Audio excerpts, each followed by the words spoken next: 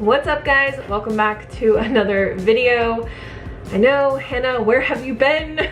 So my husband and I are in the process of starting to build the other house on our property. That's why I haven't had a lot of time to film. We've been doing a lot of site prep and things like that, and just taking entire days out of working on that to film recipe videos is kind of difficult at this point. So if you guys miss me, I am still gonna be posting a ton of recipes on my blog and on my Instagram, so make sure to follow me on there. I post probably 2 to 3 new recipes every single week on my blog, and then we send out an email letting everyone know the updated stuff that we have on there. So if you don't already follow me on Instagram, make sure to do that and sign up for the free email alerts on our blog as well down below. Also, since me and my husband are now doing this huge project of building our dream house off-grid out in the desert, I decided to revive our old vlog channel. So if you guys have been here from the beginning for, I think it was like 260 days, me and my husband, when we first got together and he moved to the United States, we vlogged every single day.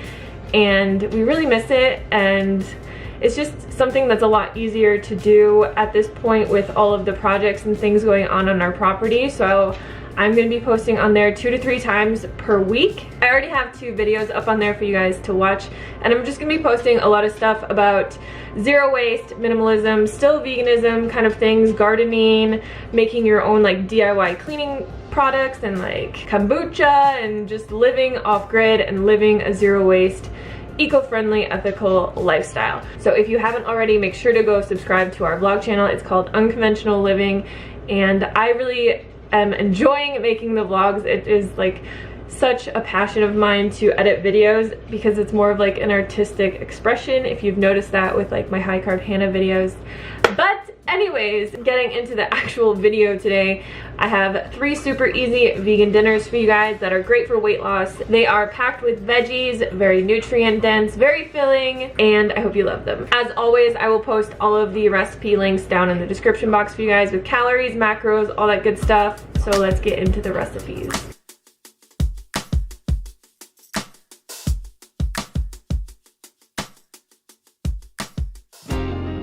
The first thing we are going to be making today is these sweet potato tortillas. You can also make this as a sweet potato flatbread. I personally like it better as a flatbread, but I was filming this day and I just used corn flour, so they came out as tortillas.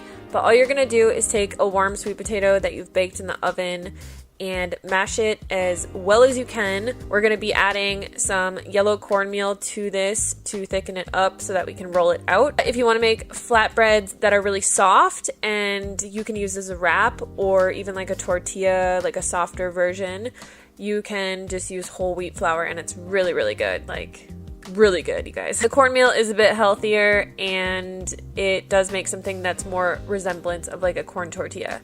So all we're going to do is, once we get our corn flour in there, we're just going to roll this into a ball, and then we can spread it out on some parchment paper. You definitely want to be using some type of a non-stick paper or like a Silpat sheet, because I tried to do this on my countertop and it just stuck to everything and it sucked. We're just going to put a little bit of the flour on top so that the roller doesn't stick to it, and then just roll it out as thin as we can.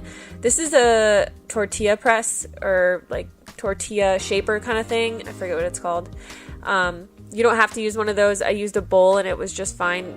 The tortilla shaper cutout, what is it called? Cookie cutter that I have is huge. So it made huge tortillas. But basically, we want to just flip this over with the parchment paper still stuck to it onto a pan, and then you're going to cook it over medium heat for about 6 to 7 minutes on each side until it starts to kind of harden and get cooked on the one side. And then we're just going to flip it over, and basically you have these nice little tortillas. And it's really great because you can add things into this. You can add like jalapeno or spices or whatever you're kind of feeling, and make your own little tortillas or flatbreads. So with this, what I like to do is make my favorite black bean soup. All we're going to be doing is adding some water into a pan, and then we're going to add in some chopped bell pepper. We got some garlic in here, some onion, some celery, and carrots. and we're just gonna cook that and saute it until it becomes nice and fragrant.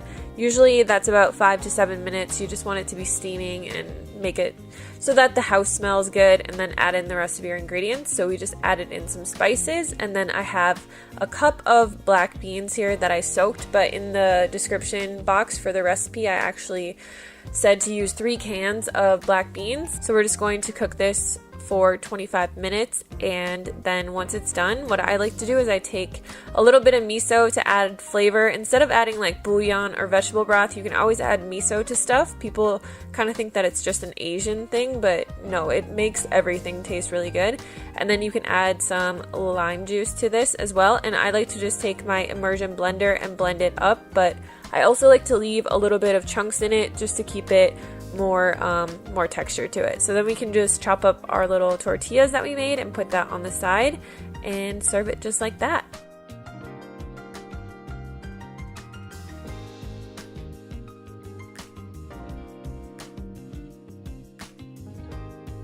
Next, we're going to be making some sesame noodles that are packed with vegetables and super filling. So we're just putting some water into a pan, bringing it to a boil, and then we're going to add in some pasta. You can use whatever kind of pasta you want for this, whole wheat pasta, chickpea pasta. Just follow the ingredients on the package of the pasta that you're using.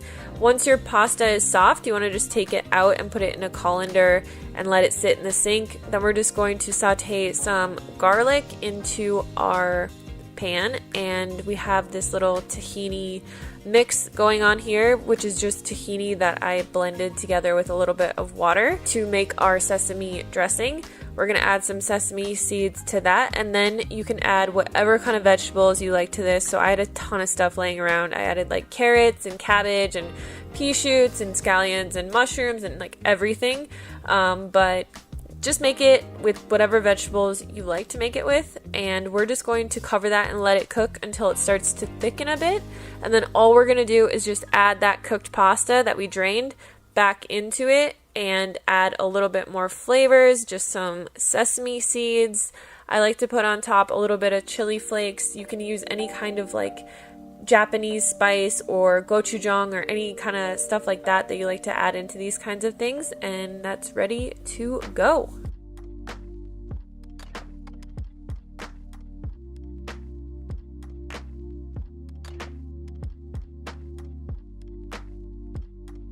The next recipe is the best tomato soup ever. It's packed full of veggies and it's super easy to make. We're just going to add in some garlic and some onions into our pot and put it over the saute function. And then we're just going to add in a can of diced tomatoes. I like to use the fire roasted tomatoes. We're going to add in some carrots and some zucchini. So I peeled these zucchini because I couldn't find any organic ones. So when I can't find organic stuff, I just like to peel the outside off. Add in some veggie broth, some Italian seasoning, a little bit of dried basil, and cayenne pepper if you want it a little spicy. And then we are just going to cook this for 15 minutes. So a lot of people have been telling me that they don't have a good enough blender to get really creamy cashew cream or cashew milk. So here's a really simple way. Instead of buying raw cashews, just buy cashew butter and then add it into a little bit of hot water and just whisk it together as good as you possibly can. I always am able to make like a cashew milk out of this. You just have to whisk it for quite a bit, or you could use like an immersion blender, or you could even put it in your blender. But it's just an easier way to make it. So once our soup is done, I like to just blend it until it's super creamy and the veggies are all blended together, and then add some extra basil to the top. So I typically eat this dish with just avocado toast because I really like it. But my husband likes to make these crazy paninis, so I'll just give you a little idea of what you could do if you want to have something more extravagant.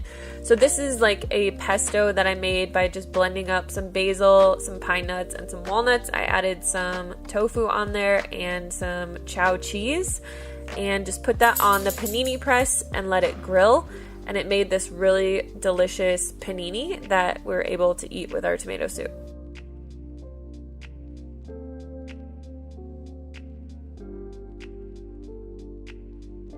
So that is it for today's video. Thank you guys so much for watching. I am still going to be posting on this channel. Like I said, it's just not going to be as consistent and as often. So if you do miss me and you want tons of free recipes, go check out my blog and my Instagram, like I said, and also subscribe to our vlog channel because they're pretty awesome and you might learn something new. Thank you guys so much for watching. I'll see you in the next video. Peace.